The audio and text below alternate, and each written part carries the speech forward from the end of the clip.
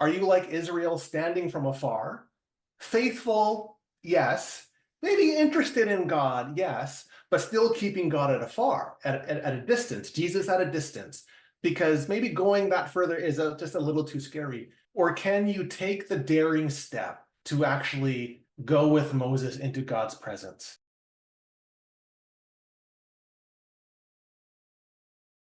But we look at the life of Moses and we see where he moved from being fearful to faithful. And that's what we all want.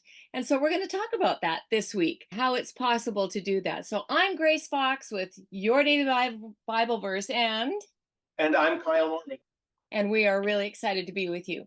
So, just as a quick recap about this week's teaching, Kyle, you talked about Moses' shining face after he spent time in God's presence. So, I have the joy of addressing that later, and I'm excited to do that. In mine, I addressed Bezalel's competence in so many areas as he worked on building the temple and how God has gifted everyone. Carol taught about the elements of the priestly blessing over God's people and how he longs to bless us that we might in turn bless others.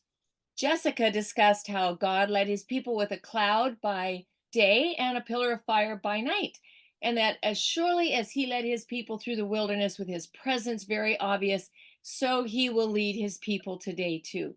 And then Chaka talked about God coming to Moses' defense because they were face to face friends. And can you imagine just the joy of having that kind of an intimate friendship with God? Well, what an amazing relationship that was. And to know we can have an amazing relationship with him too. And so, Kyle, I want to know what stood out to you this week.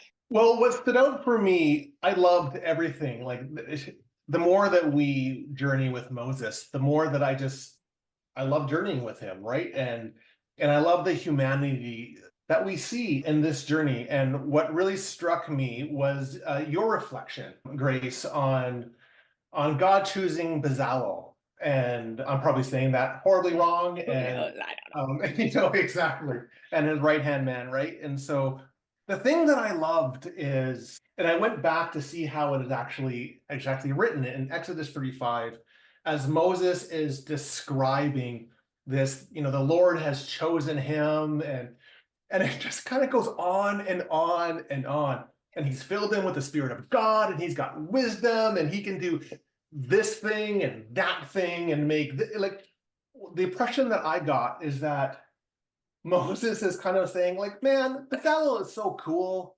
Like, and I wish I could be like him. Like, there's a sense of almost jealousy that I hear in Moses's voice.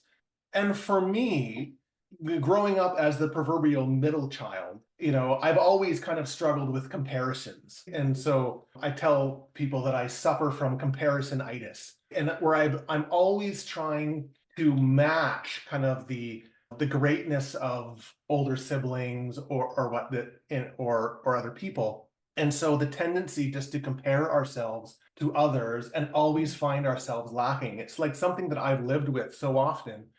And when I came across your reflection and this passage, that even Moses, with all of his greatness, he seemed to have this, that there was this sense of how that completely strips away our understanding of not just who God has created Bezalel to be, but also who God has created us to be, and the uniqueness of God's presence and God's gifting of us. Yes, God chose Bilal to do all sorts of wonderfully artistic things that Moses couldn't do. But that didn't take away from who Moses was. And I find that so often when I get into the place of comparison, oh, I wish I was like this person, or honestly, I wish my church was like this church, or whatever. What we are doing is we're taking our eyes off the gifting of the Spirit within us and around us and rejoicing in that. And so I just really kind of found a call here to recognize and to celebrate the presence of God in other people, yes, but also within myself. I think you just hit on something, Kyle, because when you said to celebrate the presence of God in other people and to celebrate their giftings and their accomplishments as well, that I think has worked in my life to move me from that place of jealousy or envy. When I can Yeah, honestly celebrate or come alongside somebody and say, "Woohoo, I am so glad for you. I'm so excited for you." When they may have just done something that I've been trying to do for a long time, but they pulled it off. absolutely. But Yeah, to come alongside and to say, "I am so proud of you. Way to go." That type of thing. There's something that just cleanses me on the inside. yeah, And I find that that's kind of like a cure for envy or for jealousy, is to be able to celebrate. I love that you said that word, to yeah. celebrate the presence of God in that person. And it does become a matter of, I think, focus, right? Like, are we focusing on what God is doing and celebrating that first and foremost, right? Like Mhm. in and or are we only seeing the human side of things? And even when we are comparing ourselves to other people and we struggle with envy or all of that kind of stuff, it's because we are basing our understanding upon ourselves on human scales, which is so easy to do in this world of comparison, It is. where, Yeah. social media is always telling you that you got to be like the next person and you got to be better than them. Be But better. if we, Yeah. yeah, exactly. But if we were able to recognize and base our understanding of life, of other people and ourselves on who God has created us to be and the uniqueness and the gifting that God has given. I think you reference, God has given grace according to God's wishes to each and every person. And not everybody is artists, not everybody are pastors, not everybody are teachers, not everybody, but we all work together for the benefit of God's glory in this world. And if that is our focus, then that jealousy and that comparison slowly, hopefully over time, as we grow, move away. And I know that Mhm. in my life, that's happened. Mhm. I find Yeah. too, in comparison, nobody wins. Nobody No, wins. exactly. And if I were to compare myself to somebody else, for sure, I would either come out feeling better than, which is just total pride, or I would come out feeling lesser than. Yeah, And then I don't want to do anything, because then I'm afraid it's that whole fear of inadequacy that comes it up is. again. Absolutely. And so, yeah, then I don't want to try, because, well, that person shines brighter than me anyway. So why bother? And Yeah, absolutely. nobody And wins. nobody wins. And even if you are the person who is the brightest shiner in this moment, right? If you are the person that everybody's comparing to, well, then it's the constant need to better like it becomes a demand that you need to constantly keep up again, and you are always fearful of losing that thing. Mhm. And again, so you're taking your eye off the freedom that we have in our relationship with God to be those created in God's image, to be working for God's kingdom, to be used by the Spirit in unique and wonderful ways. And we're Exactly. trying to manage it ourselves. And that's always going to work against our spiritual freedom. Exactly. You used Yeah. another word I just love, and that's unique. The Yeah. uniqueness, because he's made us all unique, right? And that's Yeah. that's for a purpose, because we are all made in a certain way. We're wired in a certain way, so that when we all work together in a Yeah. perfect world, God's kingdom is going to be built and it's going to grow Exactly. strong. So instead of trying to be like the next person, just be who God made you to be. So, Absolutely. Yeah. Kyle, so what is it that Jesus is telling you to do through this? Well, it's an ongoing journey. Like, and so I've done a lot of, I've worked really hard to kind of address some of the systemic self-esteem stuff I had when I was younger. And so I remember in high school, I don't remember my high school whatsoever. I remember the stone marble on the floor because my head was always down. Like, and so I've worked really hard to recognize who I am as created in God and whom God has called me to be, and that I am unique, I am alive, I am loved, I am free, and all this kind of stuff. But every once in a while, that comparisonitis sneaks up within me. Even like, and this is why I love this story, because even after Moses had had all these fabulous experiences, there's still a part of him that says, "Man, I wish I could be like Bezalel." All right, like, and so it can happen. And so for me, what I keep on hearing, or what I heard, is just to try to remain rooted in the uniqueness of God's calling within my life. And then out of that, begin to be able to celebrate, as I said, the uniqueness of God's calling in other people's lives as Mm. authentically as I can. Yep, that's great. Thank you, Kyle, for that. You're I'm sure that welcome. what Yeah. you've just shared with us is a huge encouragement to a lot of people Well, because thank you. So what struck you in this week's recordings? it's your teaching. And I love that. That was the one about Moses spending time in God's presence and coming away with this shining face. I made a few little notes here on this on the fact of Moses spending time with God was obvious to others. He couldn't hide it because it changed him from the inside out. He just glowed after spending time in God's presence. And it's not something that he worked up, it's something that came from that time with God. And also, you made a point of there's a big difference between watching God from afar and being with God. So the Israelites would watch God from afar, but it's Moses that got to go right into God's presence. And big difference. That made me think about there's a big difference between going to church on Sundays and basically warming the pew versus really digging in and spending time getting Yeah. to know God through his word on a regular basis. And so, yeah, that just blessed my heart because I see that's a big difference. I thought about what is Jesus saying to me? Okay, through this, Jesus says to me, come and be with me. I want you to sit down with me. It's a kind of relationship at the kitchen table relationship. I love inviting people into my little, you see, I live on a boat, my little boat Yeah, home. yeah, yeah. And I'm sitting at the salon table right here. This is where I have my time with Jesus every morning, right here. But when I have people in here, it's the best conversation takes place right around this table. Sure. It's informal, it's heart to heart, it's deep and meaningful conversation for the most part. When we lived in a house, the same thing. We'd have a separate living room from our dining room, but often we'd have people in for a meal and we'd end up spending the evening just sitting around the table even after we'd cleared the meal and had dessert. We still sat there because we were leaning in and face to Yeah, face having this eyeball to eyeball conversation that was so good. And we yeah, didn't get up and move into the more formal room. It was just heart to heart.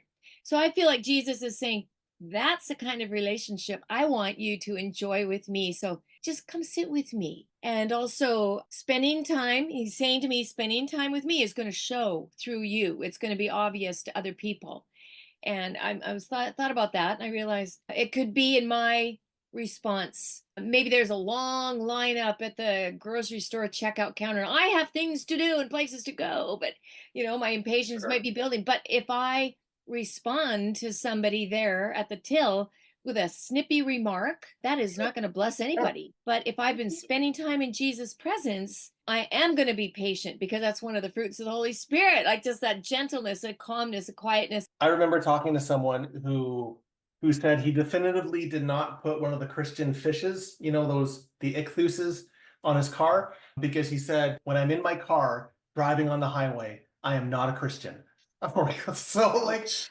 on one hand, God bless you for your honesty, but there is that sense of, okay, what kind of witness, like everybody could notice Moses' shining face, right? Like, and Yeah. so does everybody notice our faith in the Uh, way that we live in simple ways? And this isn't about being perfect. This isn't about being no. better than anybody, but it is in the simple ways of how do you treat the person in the grocery store? How do you treat the person who might be cut you off on the highway or something like that? How What's do the we way that treat we and how do we treat our family?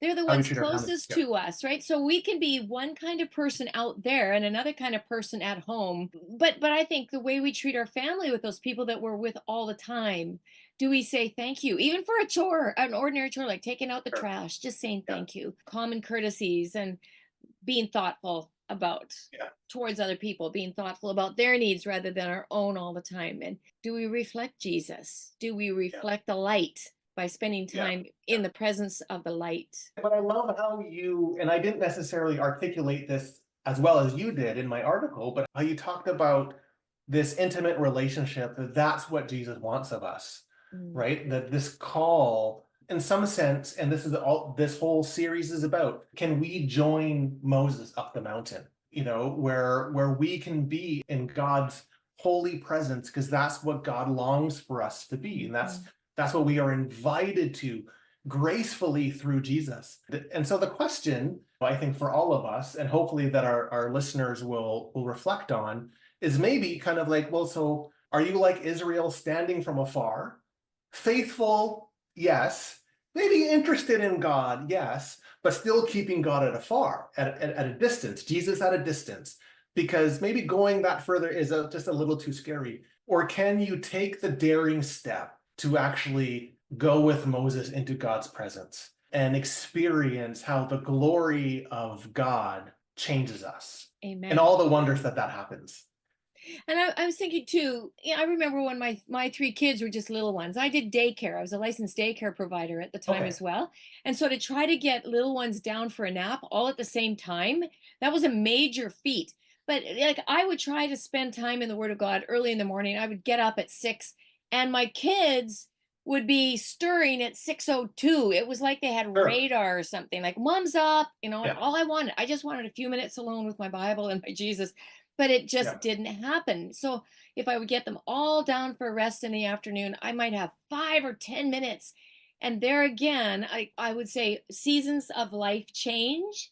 And sure. you have to find what works for you. Because again, we could go into that envy or jealousy or comparison thing and go, she has 45 minutes at 5 in the morning to Yeah, spend time in the word. yeah. Are you kidding I me? should be doing that. Yeah, yeah, Yeah, I'm yeah. working a 12-hour nursing Sure. shift and that type of thing. So we have to be careful to not fall into that comparison trap in this context either and say, Lord, show me what's going to work for me right now. Just show me. That's the beauty of Jesus, right? The beauty of the incarnation is that God joins us in the messiness of our lives. Yeah. And Yeah. so, whatever our life is here and now, whether you can do 1 minute of prayer because the kids wake up or your phone goes off or whatever it is, God knows it, right? Yeah. And Yeah. still, God invites you as much as you can in this moment, spend this moment with me. Exactly. Um, And Kyle, I yeah, think we need to end on that note. I love that note though. No guilt, no comparison, just the absolutely. freedom Yeah, and joy in that relationship with Jesus. exactly.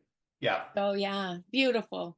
So, folks, you've heard what Kyle and I have shared, and I hope, and I know Kyle hopes too, that what you've heard this week has just been a real blessing to you.